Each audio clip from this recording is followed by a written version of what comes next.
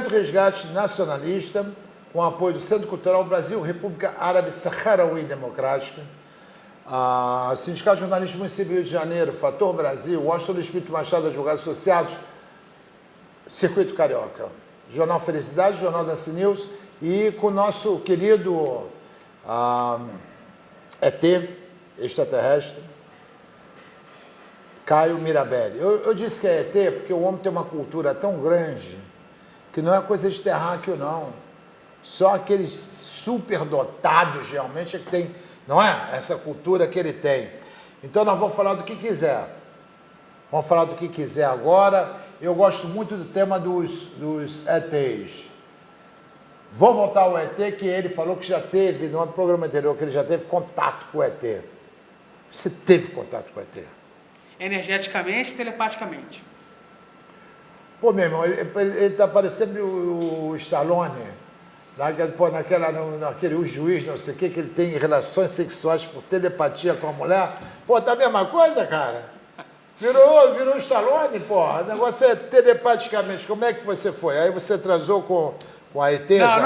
Não houve sexo. Ah, não, o que houve? Fui fazer um ritual no Rio Negro, no Amazonas, em Manaus, e mexendo com as minhas energias, com a interação energética com o Rio Negro, tem alienígenas que vivem ali.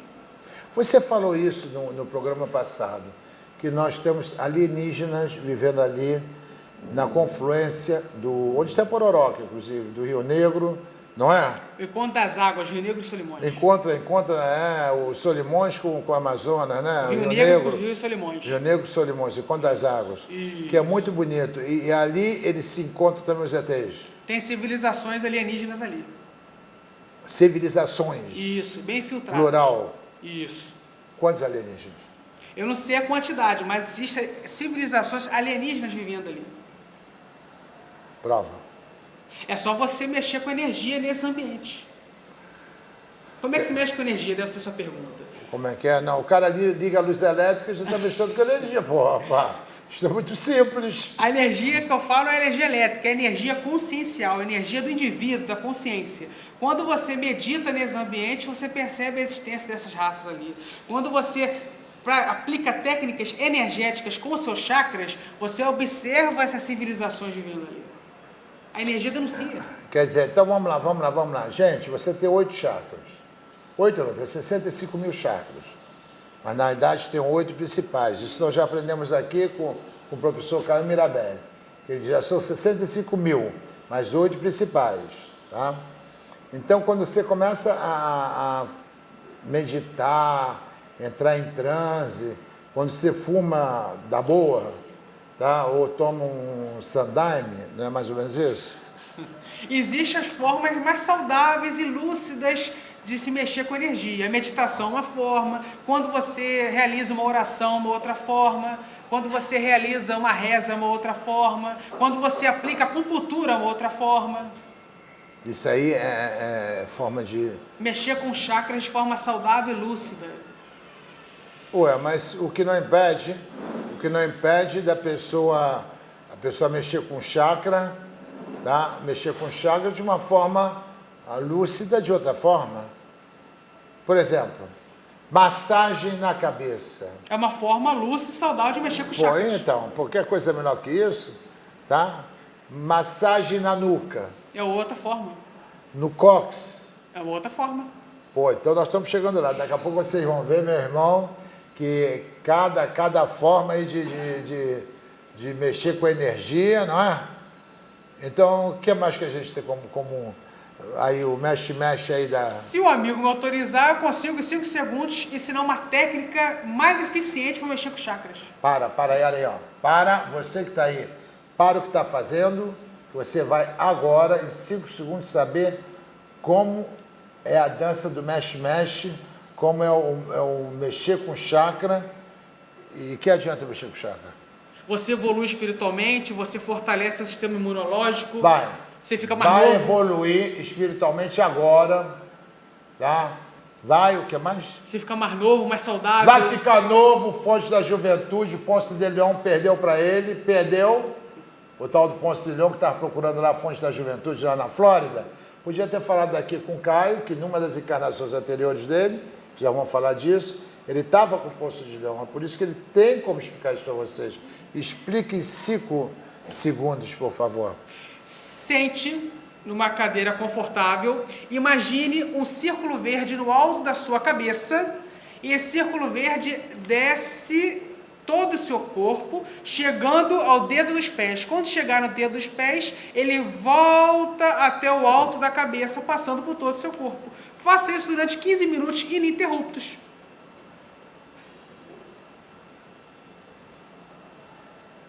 Porra, olha, me desculpe, mas eu acho que eu fiz pouco tempo, porque eu não senti nenhum círculo verde, nenhuma coisa eu não senti. Como é que a gente sente isso? Vai, conta pra mim. Eu me lembro bastante de uma vez, desculpa, não tem nada a ver não. Eu fui numa festa em 1966, e quando cheguei lá na festa, era um jardim botânico na subida. Quando você entrava, o cara botava um negocinho de papelão na tua língua. Foi 66, 67. Aí ele, entra, botava. Aí eu botei aquele papelão na língua. Tava tocando o tal do Yellow River. Yellow River. Com aquele negócio do Rio Amarelo, da China. Cara, a festa chamava Festa do Pingão. Eles botavam um pingo de LSD. Eu me lembro muito, isso eu me lembro bastante bem. Por isso que eu não uso droga. Porque eu me sentei ao lado de uma palmeira e ouvi a música e comecei a ver dragão por tudo que foi lado. Tá? Aí eu pensei, um dia eu vou encontrar o Caio Mirabelli, ele vai me explicar isso. Um dia eu vou encontrar. Só podia ser. Porque eu comecei a ver, foi uma viagem louca. Acordei tipo 6 da manhã lá. Falei, cara, o que aconteceu comigo? A partir daí, quando o cara falava em droga, qualquer tipo, eu saía correndo.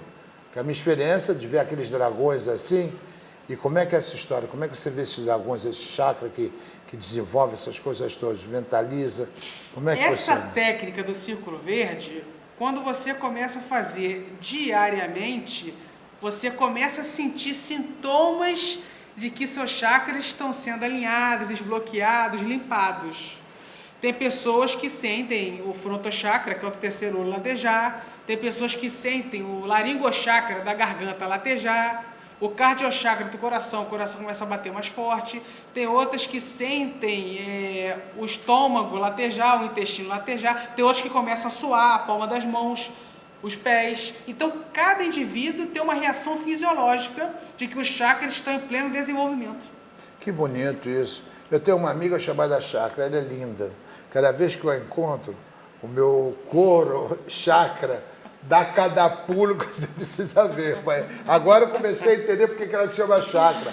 Aquela ali faz qualquer coração disparar. É sério, dispara mesmo. Não há como. Não tô de coisação, não, tô falando sério. A mulher é linda, maravilhosa, tem corpo lindo, é linda, inteligente, é tudo. Aquilo ali é um chakra violentíssimo do core chakra aí, do coração. Tu ri, pô, mas eu tô falando sério, pô, essa história aí de chakra, eu tô falando pelo seguinte, porque as civilizações hinduístas, eu tô falando lá, e as religiões também, e o budismo, eles trabalham muito com o problema do chakra, porque é a fonte até do eu superior. Nós temos nosso eu inferior e temos o superior.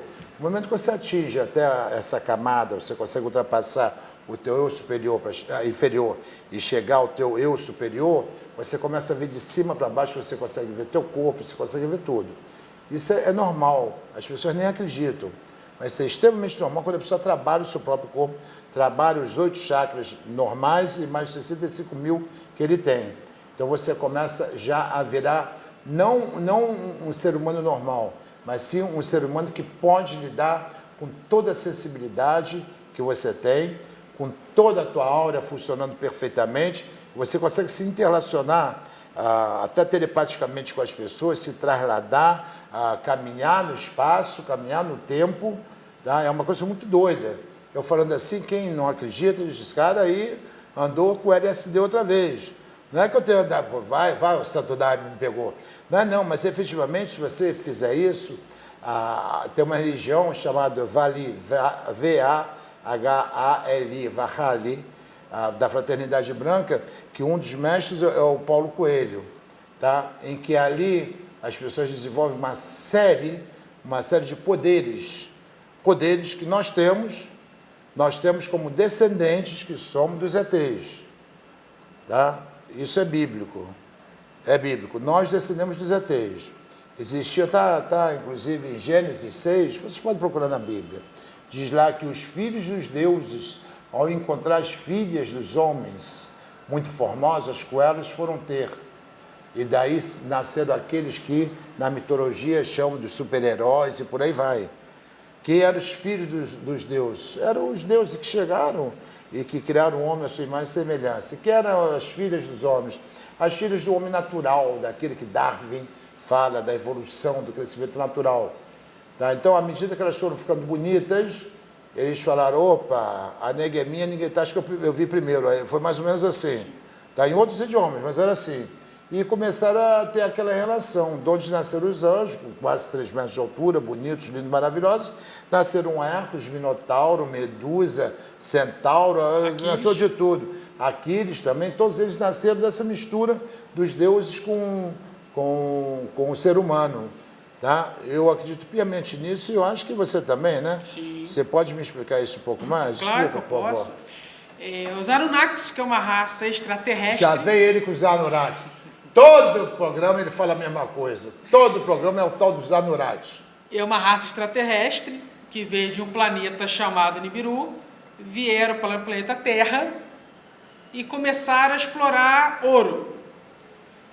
Numa certa época, eles perceberam que precisavam aumentar a sua mão de obra na exploração do ouro. Me desculpe, para aí. Só uma pergunta. Eu ouvi isso no outro programa. Por que ouro? Porque o ouro tem um elemento químico que equilibra a atmosfera do planeta deles.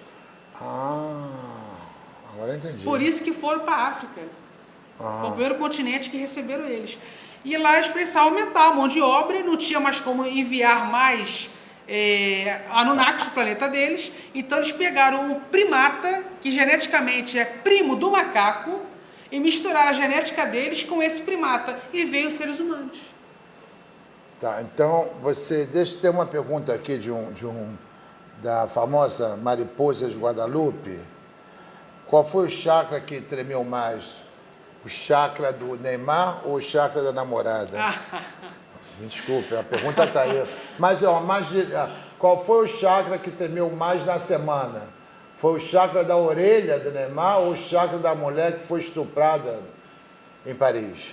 Eu queria aproveitar essa pergunta aí e fazer uma leitura energética rápida dessa situação tosca dos dois. Leitura energética. Atenção, você aqui tem energia sem pagar light. Fala, meu filho. Fala. Essa mulher é uma mulher totalmente desequilibrada, uma consciência patológica, a energia dela é toda bloqueada, toda negativada, ela tem companhias espirituais malignas, patológicas, e ela, ao trocar a energia sexual com o Neymar, que é outro também, que não é muito saudável energeticamente... Que é isso? Que é isso? Você está falando que o Neymar está com demo, é isso mais ou menos? É por aí. É e por o Neymar aí. também não é uma consciência muito saudável, um cara meio desequilibrado, imaturo, também tem uma energia muito negativa. Houve encontro de duas energias patológicas que acabou desequilibrando mais ainda os dois que já eram desequilibrados. Os dois perderam nessa relação aí. É mesmo, né? Tiveram seus chakras bloqueados, produzindo e exteriorizando a energia negativa involuntariamente. E a conta de publicidade também. Sem dúvida. Não só o chakra, não, a conta de publicidade também foi do Neymar, também foi bloqueada. Ou seja, foram vários prejuízos para o Neymar, energéticos, espirituais, financeiros, profissionais. E para ela? E para ela piorou mais ainda, porque quem não sabia quem ela é, agora passou a saber. A nação toda, o mundo todo sabe quem é ela. Então a máscara dela caiu. Mas tem uma opção de gente querendo vê-la nua, pedindo para ele posar nua nesses ele e elas da vida, playboy, não sei o quê. As pessoas atraem os afins, né? Se alguém quer essa mulher, é porque é afinizada energeticamente igual a ela.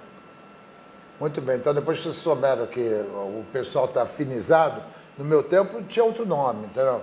Estou afinizadão por essa mulher, pô. Mas tudo bem, nós vamos voltar daqui a pouco, porque eu não estou muito afinizado agora, não. Já voltamos. Ligue, por favor, e participe.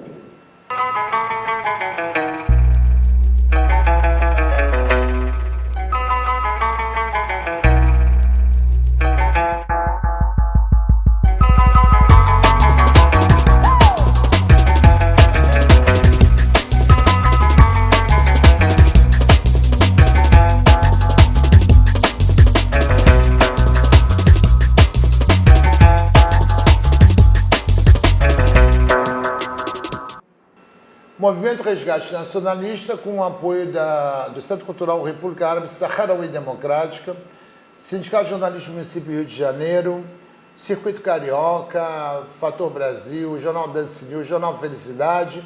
Eu apoio de todo mundo que está afim do bem. Pessoal do bem, aí um abraço aí para o Carlos Rocha, para o Paulo Ascioli também, lá da Rádio Mundial, que nos recebeu muito bem.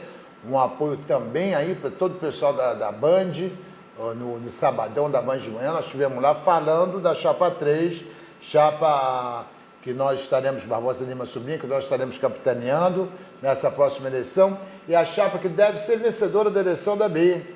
Para grande surpresa de todo mundo, uma chapa que começou, evoluiu, propositiva a chapa. Nós vamos lá só falando de propostas, quais são nossas propostas.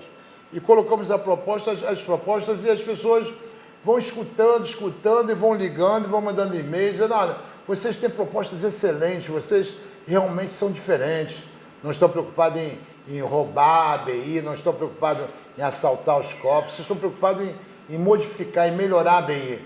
Essa é a nossa chapa, a chapa que vai ter subsédios da ABI em todo o Brasil, é a chapa que vai ter delegacias em todos os lugares, é uma chapa que vai agir de uma forma que você, jornalista, vai gostar. Experimente votar na Chapa 3, Barbosa Lima Sobrinho, eu tenho certeza que você vai gostar. Tá? Vai ser uma experiência maravilhosa. E o ano que vem, para delegar, para conselheiros efetivos, vocês vão outra vez votar. E daqui a 2 anos vão votar, porque é a chapa pura, é uma chapa bonita. É uma chapa de gente muito decente, gente com vontade de trabalhar. Mas vamos votar aqui com o Caio Mirabelli. Porque eu estou falando isso até porque, cara, eu vi um vídeo no intervalo da tal da menina aí, do Neymar, ela mostrando o chakra dela. Pelo amor de Deus, pelo amor dos meus netinhos, eu não vou nunca deixar que eles vejam esse chakra, porque o dia que vir vão ficar doidos. Quem vir no chakra daquele vai falar, gente, que classe de chakra. Por isso que ele é mais doidou, entende? Ele é mais doidou, claro. É coisa do demônio, aquilo ali é, pô, ali não sei. É, como disse o Caio Mirabelli, aquilo ali é pombagira. Se você se meter naquilo ali, tocar naquilo ali, você vai ficar endemoniado, vai perder tudo, saúde, dinheiro, entendeu? O amor, tá? Vai começar a escrever pelas ruas, estraga o amor em 6 dias, tá? Não é estrago, não é trago, não, mas ali é estrago mesmo, estrago em 6 dias, é o que vai acontecer. Caio, conta para mim, você que é um cientista político, é um cientista econômico, como é que você está vendo a economia aí, esse problema de desemprego, que aumentou o desemprego? Porque vamos deixar claro aqui uma coisa, tá? Vocês que acreditaram na proposta do Temer, que ia fazer a tal da reforma trabalhista, que ia dar um montão de emprego para todo mundo, e que viram que o que aconteceu foi ao contrário, maior número de desempregados, como nunca nós tivemos agora, tá? E todo mundo na economia informal, tá? E também estão caindo no conto aí da reforma da Previdência, cuidado aí, né? Como é que você vê essa história do desemprego? Só tem uma forma de acabar com o desemprego de forma rápida e eficiente. É fazer todo mundo consumir. O poder de compra do brasileiro tem que aumentar. A reforma da Previdência vai fazer o contrário. Vai diminuir o poder de compra do brasileiro, que já é fraco. Diminuindo o poder de compra do brasileiro, o consumo cai mais ainda. O consumo caindo mais ainda, o comércio vende pouco, vendendo pouco, demite mais. A indústria vende pouco, vendendo pouco, demite mais. E aí o desemprego vai aumentar. E a economia Mas vai vem cá, receder. se você injetar mais dinheiro na economia, não pode acontecer que haja uma inflação, porque o maior volume de dinheiro dentro da economia representa uma maior inflação. O que aumenta a inflação é você aumentar a produção de papel moeda. Isso estoura a inflação. Agora, você mantendo a Previdência como está, que em nenhum momento ela está deficitária, isso é mentira, ela sempre foi superavitária, é só manter ela como está, pagando as pensões e aposentadorias como deve pagar, que o poder de compra manter estabilizado. E como aumentar esse poder de compra? É aumentando os salários. Aumentando o salário? Aumentando os salários. Aumentando o salário, você tem mais dinheiro para consumir, você com certeza vai consumir mais. Consumindo mais, o mercado cresce, a indústria cresce. Mas você vai aumentar o salário, mas isso aí vai causar inflação? Não necessariamente, porque o que realmente causa a inflação é o Estado duro, o Estado arrecadando pouco. Quando o Estado arrecada muitos impostos, ele está superavitário. Se ele está superavitário, não há inflação. E como que o Estado arrecada mais? Pelo consumo, nos impostos embutidos no consumo. E não tem que aumentar os impostos? Não precisa aumentar os impostos, é só aumentar os salários. Tem que aumentar o salário de todo mundo? Preferência dos mais pobres, que são os que mais consomem. Ah, então vamos lá, então. Ó, há um tema aqui que eu quero tocar, o problema é que ele tocou da taxa tributária. Não é justo você comprar o arroz a R$3, você lá na favela, tá?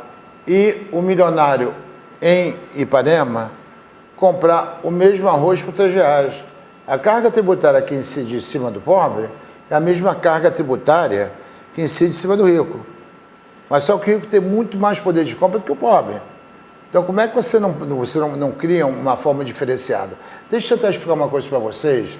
Aí o pessoal diz, pô, esse comuna, o cara é comunista, fica aí falando essas coisas. No tempo que eu vivi em Cuba, eu tinha a libreta de consumo. Todo mundo diz, a libreta de racionamento, me desculpe. Quem fala em libreta de racionamento está errando. Tá? A libreta, na realidade, era uma garantia que você teria um mínimo para você poder comer e viver dignamente. Não é racionamento. Eu me lembro que eu tinha direito, na libreta, a um preço mínimo, eu tinha direito a 4 quilos de arroz, a 2 quilos de açúcar, 400 gramas de carne, 2 quilos de frango, 2 quilos de porco, 400 gramas de marisco, de peixe, tá? Isso por mês, mas 2 quilos de porco, 2 quilos de frango, 400 de carne, 400 de... Peraí, que já eu estou falando, entendeu? Lata de leite condensado, um pacote de cigarro, eu nem fumava, como não fumo, então, aí eu trocava o cigarro, até fazer o escambo, trocava o cigarro por leite condensado, porque aí eu cozinhava, fazia doce, por aí vai. E eu pagava à época, eu recebia à época 330 pesos, 330 pesos era o meu salário, e o salário mínimo era 117. Tá? E o meu salário de diretor era 330, do meu ministro era 350. Então você vê que a diferença entre o ministro e o funcionário lá de baixo não era nem 3 vezes. Um ganhava 350 e o outro ganhava 117. Não é que nem aqui, que o cara ganha 100 mil, não sei o quê, e o outro salário mínimo. Essa é a diferença. E eu pagava cerca de 30 pesos pela minha libreta. Então eu tinha uma libreta que me garantia o mínimo e pagava mais num apartamento lá em Yasteran, que eu vivia em Yasteran, atrás da terminal. Eu pagava, para ser mais exato, eu pagava 31 pesos, tá, para o governo por utilizar o apartamento. Não era aluguel, não. Eu estava utilizando o apartamento do governo, não tinha que pagar.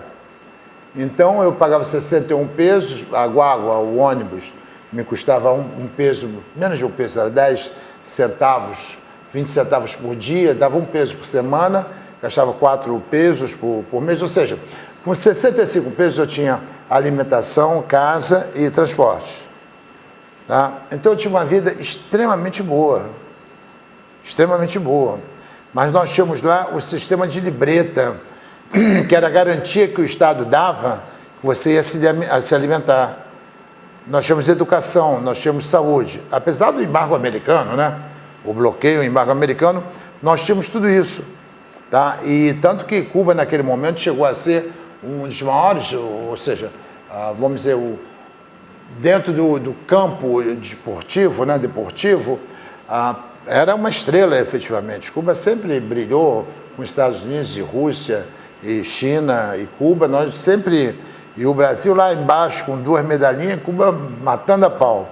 Daí na área médica, a mesma coisa. Cuba sempre despontou como um grande especialista em medicina, grandes especialistas, levando ajuda médico para tudo que é lugar, inclusive para o Brasil, que agora eles estão chorando lá no interior porque não tem médico, sabia?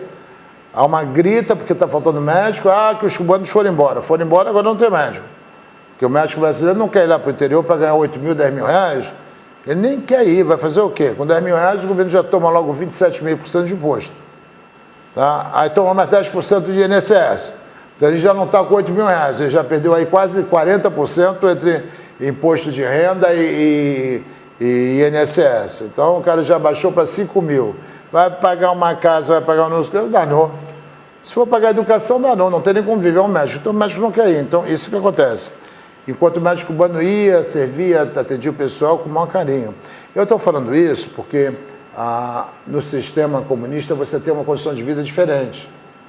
Existem suas limitações hoje? Existe, claro, até porque o embargo produziu isso. Mas você, pelo menos, tem a garantia do mínimo. O que você não pode falar aqui, nas favelas, as pessoas em situação de rua, eles não têm garantia de nada, absolutamente nada. É fome mesmo. Porque o que a Rede Globo vende, o que esse pessoal vende aí, essa novela, todas aquelas riquezas, tudo isso aí para nós, mas tem pessoal que não tem dinheiro nem para vir trabalhar. Aumentou a população na rua, porque o pessoal vem trabalhar, vem da Baixada e não tem onde dormir. Aí não volta, dorme por aqui, entendeu? Porque não vai ter dinheiro para voltar para casa. Aí não volta, aí dorme por aqui. Antes com o garotinho, olha, não estou fazendo propaganda do garotinho não, hein, mas vamos lá. Antes com o garotinho tinha aquele hotel de R$1, aquele hotel não sei o quê, comida de R$1, tudo isso aí, o pessoal pelo menos, pô, eu não vou voltar lá para a Baixada, lá para Queimado, Japeri, não sei o quê, mas eu fico aqui num hotel aqui na Central, pago R$1, durmo e como aqui por R$1, o pessoal ia se virando. E hoje o que está acontecendo não é mais isso não. Isso já acabou, isso acabou no Brasil. Aqui no Rio acabou. Tá? E com esse prefeito que nós temos aí, acabou mais ainda. Que dá uma coisa, faliu o centro do Rio, né? Falência total do centro do Rio. Você pega dali da Almirante Barroso para cá, faliu tudo. Tá? Quantos você quiser, quantos apartamentos você quiser, quantas cidades você quiser comprar, você vai comprar de graça. Tá? O pessoal tá alugando só pelo valor do condomínio. Só pelo valor. Se você paga o condomínio, já fica o cara não quer perder, pelo menos paga o condomínio. É o cúmulo, quer dizer, você faz um investimento, tem uma certa garantia. Está vendo o investimento que você fez em imóveis? Quando você for ver em função do governo daqui, não vale nada. Você não investiu nada. Porque eu quero explicar uma coisa para vocês. Tá? Há um grande erro dentro da própria Constituição. Tá? Um grande erro. Eu vou dizer que a Constituição está errada, e se algum dia eu fosse deputado federal, tá? Eu vou falar até com o meu amigo Paulo Ramos, para ver se ele se mete nessa briga. Tá? Eu faria o seguinte, eu proibiria a cobrança de IPTU. Por quê? O direito à propriedade é constitucional. Mas quando você compra uma casa, uma propriedade, se você não pagar o IPTU, ele leva a asta pública, leva a leilão e vende. Então, que propriedade que você tem? Você tem o direito de uso da fruição do imóvel. Você não tem direito à propriedade, você não é dono de nada. Dono você seria se você não tivesse que pagar imposto. Como você tem que pagar o imposto para poder ter, é o incrível, você está pagando imposto para você ter o imóvel. Ué, quando você compra o imóvel, você já não paga o imposto de transmissão? Paga. Por que depois você tem que pagar imposto outra vez para ter o imóvel? Mas para continuar a ter, você vai ter que pagar. Está errado. Então você não é dono de nada. Quem pensa que é dono de alguma coisa, dono é o governo. Tá? Dono é o governo, porque você tem que pagar todos os anos para o governo 4%, 8%, uma opção de dinheiro. Tá? Era 2%, já aumentaram, aqui no Rio principalmente. Então está um absurdo o IPTU aqui, absurdo. Tá? Então você, quando compra a propriedade, você está comprando só o direito de usufruir, só o direito de tirar estar, porque se você não pagar os impostos para tê-lo, tá? Ou para tê-la, no caso da propriedade, você não vai tê-la. Você não vai pagar, ela vai a leilão e você perde a propriedade. Está entendendo como é que é o negócio? Então está tudo errado aqui. Está tudo errado. O conceito de propriedade no Brasil está errado, até porque contraria a Constituição que está aí. Esse sistema está aí, contraria a Constituição. Teria que mudar. Teria que ser impossível e não concebível que alguém pagasse para ter uma propriedade. Entende? Como é que você vai pagar para ter propriedade se você já pagou o imposto de transmissão? Não. Aí você paga, se você não pagar, você perde. Está como você entender como é que as coisas funcionam? Então, você está me falando aqui que quanto mais o cara comprar, que mais há progresso. O que o Caio Mirabelli está falando para vocês é o conceito japonês de economia. É o conceito japonês, que no Japão é assim, o Japão, ele não está preocupado com o salário, não, ele tem que te pagar muito. Porque ele te pagando muito, você vai consumir, em você consumindo vai ter mais emprego, vai ter mais fábricas, por aí vai. É só você não emitir dinheiro. A emissão é interessante. Desculpa, eu não vou dar aula não aqui, porque eu não estou aqui, eu não sou professor não. Mas todo mundo era signatário, todos os países, do Tratado de Bretton Woods. Então a coisa funcionava da seguinte maneira. Eu tinha aqui R$1.000. Eu colocava no forte, lá nos Estados Unidos, o equivalente a R$1.000 em ouro. Eu colocava em ouro aquilo. Se eu emitisse mais dinheiro, se eu emitisse mais R$1.000, eu tinha que colocar aqui mais R$1.000 em ouro, para continuar a valer 1 por 1. Se eu não colocasse a mesma coisa aqui em ouro, a minha moeda, que valia R$1 em relação ao dólar, como eu botei o dobro, ela só vai valer meio dólar. Ela valia 1 por 1. Tá? Agora já passa a valer meio, porque eu não coloquei a mesma coisa em ouro. Esse tratado ele foi interrompido até no governo Nixon e acabou isso. Os Estados Unidos hoje podem emitir a moeda que quiser, a quantidade que quiser, tá? Sem lastro financeiro, não tem lastro nenhum. Para vocês terem uma ideia, por que os Estados Unidos não entram em guerra com a China? Por uma razão bastante simples. A China hoje, da dívida dos Estados Unidos, que ele deve cerca de 3 trilhões de dólares, vocês estão aí arrepiados, né, com essa informação? Então vão ficar um pouco mais arrepiados agora. O Brasil hoje a dívida do Brasil está em torno de 3 trilhões e 800 bilhões de reais. Isso chega mais ou menos a 900 bilhões de dólares, quase 1 trilhão. O Brasil deve a dívida hoje, que o Lula tinha zerado, a dívida hoje do Brasil é de quase 1 trilhão de dólares. E a dívida americana é de 3 trilhões, dos quais 2 trilhões em papéis foram comprados pelo governo chinês. Então o governo chinês tem 2 trilhões de dólares em papéis americanos. Se o governo chinês hoje entrar no mercado mundial e resolver vender esses papéis a troco de banana, quebra a economia americana, quebra tudo, os Estados Unidos. Quebra, porque eles não vão ter como suportar. Se os caras vender a meio dólar que valia $1, o americano vai fazer como? O governo americano vai ter que comprar isso aí para não estourar, não pedir o default, para não pedir a falência. E ele vai comprar como? Só se emitir mais moeda. Como ninguém controla a máquina de fazer moeda americana, fica difícil para o mundo. A pior paridade, o pior censo econômico, financeiro que nós podemos ter, monetário, é o americano, tá? No que se refere à moeda dólar, que ele emite quando ele quiser. Se o cara chegar aqui e falar, eu quero comprar esse quarteirão, quanto é? 1 bilhão de reais ou de dólar, ok, ele vai lá, emite 1 bilhão, não tem lastro nenhum, ele emite quanto quiser e compra, está acabado. Está começando, entendeu? Não há um lastro aí para garantir a moeda americana. A moeda americana não vale nada, vale menos que o Bolívar da Venezuela. Porque o Bolívar, pelo menos, tem o petróleo lá que tem de garantia. A moeda americana não tem 1 grama de ouro para lastrear, não tem mais. Eles emitem o que eles quiserem. Esse é um dos grandes problemas. E o governo japonês, no outro dia, ele exportou tanto para os Estados Unidos, exportou tanto, que a balança comercial, Japão, Estados Unidos, ficou tão alta que o governo americano falou, eu vou botar sanções para a gente não importar mais nada americano, nada japonês. O americano não queria que se comprasse mais nada japonês. Aí o governo japonês começou a incentivar o povo a comprar produto americano.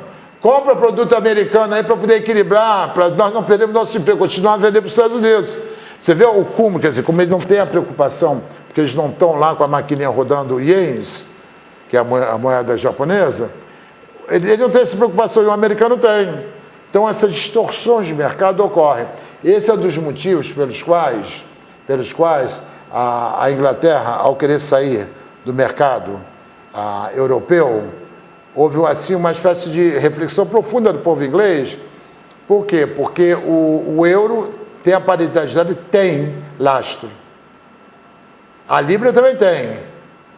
Tá? A Libra também tem. Mas se ela sai, fica a Libra sozinha para brigar contra o dólar, sem lastro, e contra o euro.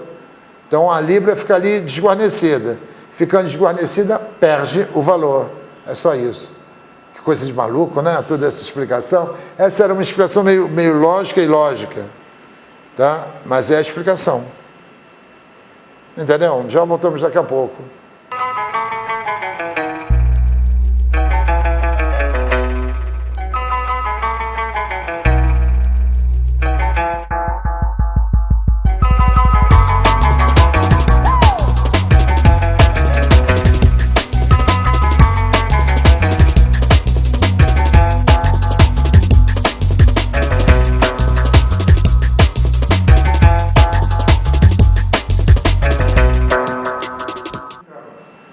Movimento Resgate Nacionalista, voltando com o apoio do Centro Cultural Brasil e República Árabe Saharaui, Sindicato dos Jornalistas do Município de Janeiro, Circuito Carioca, Fator Brasil, Washington Machado, Advogados Associados, Jornal Dance News, Jornal Felicidade. Caio Mirabelli, o que você acha dos bancos do Brasil? Fala um pouco sobre os bancos, que eu vou falar daqui a pouco também, para arrepiar. Os bancos brasileiros são os verdadeiros vilões da nossa economia. Vilões. Nesse último trimestre, o Itaú teve um lucro de 6 bilhões e 400 milhões de reais. 6 bilhões e 400 milhões de reais no trimestre. Subiu 19% comparando com o trimestre do ano passado. Continua. Então, para o telespectador que não tem obrigação nenhuma de entender economia, para ele entender sobre esse assunto, por que eu emitir esse adjetivo negativo aos bancos, eu vou explicar rapidamente aqui. Vamos lá. O título público, que é feito pelo Tesouro Nacional, o governo federal emitido, se ele emitir a R$10 em janeiro e o Itaú e Bradesco comprar R$10, em fevereiro, o mesmo Tesouro Nacional que emitiu o título, o governo federal, o nosso presidente, vai ter que pagar para os bancos R$100. Ele devolve os R$10 que eles pagaram em janeiro, mais R$90 de juros. Em nenhum lugar do mundo é assim. Nem no tráfico de drogas é assim. Somente no Brasil é que o banqueiro ganha dinheiro sem trabalhar, sem produzir nada. Vocês entenderam? Agora eu vou dar uma outra explicação, que talvez vocês desconheçam. Tá? Vamos fazer de conta? Vamos fazer de conta aqui. Todo mundo aí que está ouvindo, vamos fazer de conta. Tá? Eu deixo R$110 no banco, tá? O Banco Brasileiro, ele consegue fazer uma coisa que nem a Casa da Moeda faz. Ele duplica o teu dinheiro, o teu próprio dinheiro.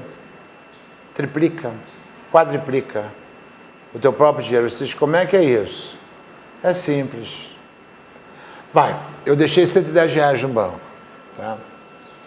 Aí o banco, ele tem que recolher 60% do governo. O governo federal recolhe, tira. Por isso que você, para ir no banco pegar dinheiro, você tem que avisar antes, porque ele tem que pedir autorização para pegar o teu dinheiro, precisa ter autorização, senão ele não entrega o teu dinheiro. Tá? O Itaú menos ainda, é uma porcaria de banco. O Itaú faz tudo para você não pegar dinheiro de jeito nenhum.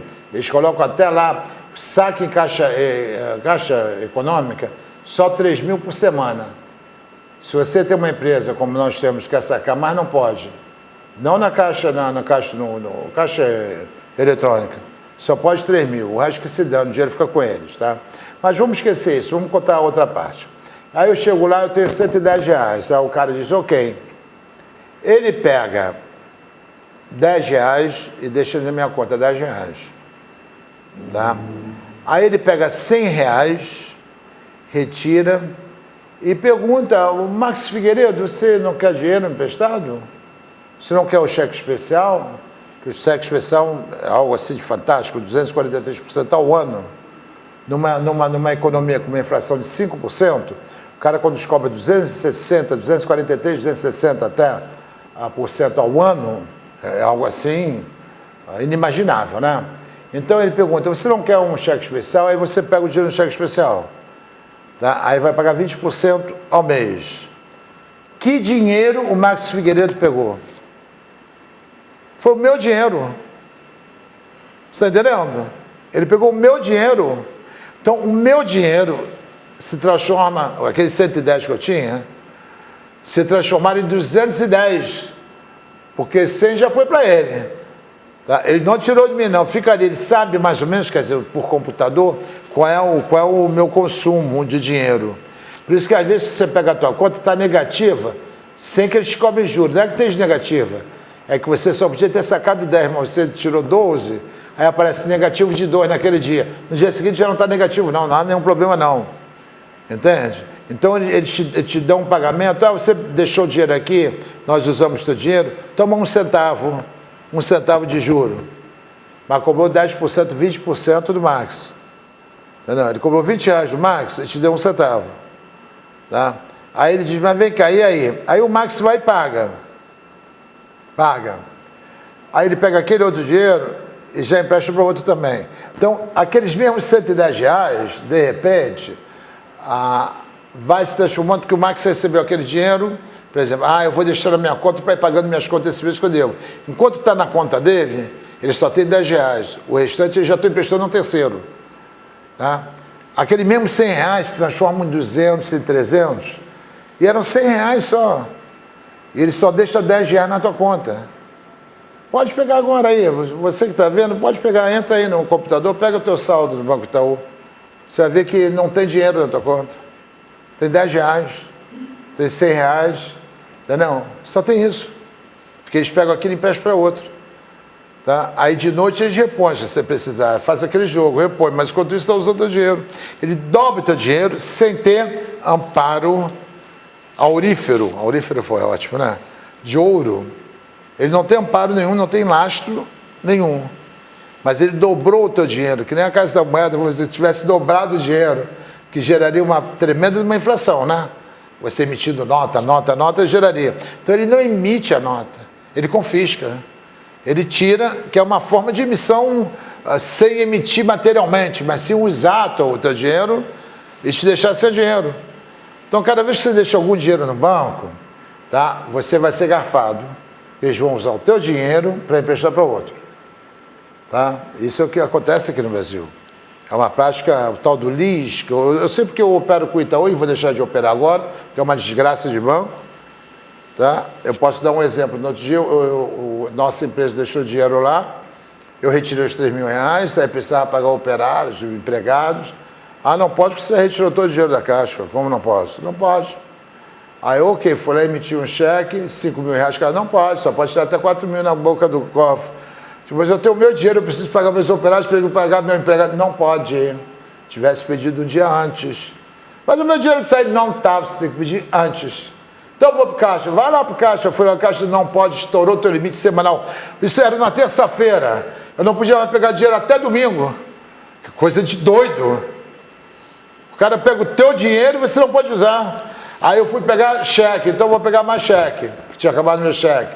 O caixa, só 4 cheques. A máquina arrebentou. Eu falei, não é possível. Voltei na quarta-feira, vou pegar cheque. Não cheque.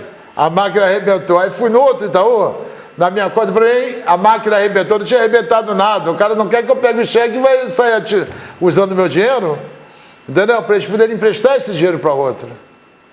Entendeu como é que é esse jogo? Ele pega o dinheiro seu e empresta para outro, você tenta pegar o seu dinheiro e não consegue. Esse é o Banco Itaú. Eu já processei o Banco Itaú 2 vezes, ganhei as 2 vezes, e entrei com outro processo essa semana e vou ganhar também. Se você estiver na mesma situação, você pode ligar para nós aí, você pode procurar Washington Luiz Pinto Machado, Advogados Associados, tá? Que nós vamos entrar com ação e você vai ganhar também dinheiro. Eles já estão me devolvendo todos os juros que eles me cobraram, tá? Muito bem, vamos para a despedidas finais aqui. O nosso famoso ET, Caio Mirabelli, que é economista também, tá? E é o homem que mais conhece sobre mitologia, sobre as lides terraquianas, subterraquianas e extraterraquianas. Fala suas considerações finais, um abraço para o nosso pessoal, que nós vamos terminando o programa. Só preciso de 10 segundos. 10 segundos. O conhecimento é a arma que te liberta da ignorância, da anti-evolução, da maldade e principalmente dos bancos. Muito bem, só 10 minutos. A ignorância é que astravanca o progresso do Brasil. Tá bom assim? Perfeito. Um abraço então. Até nosso telefone aí, nosso e-mail. Manda pra gente aí que nós vamos rir muito, tá? Um abração, até a próxima semana.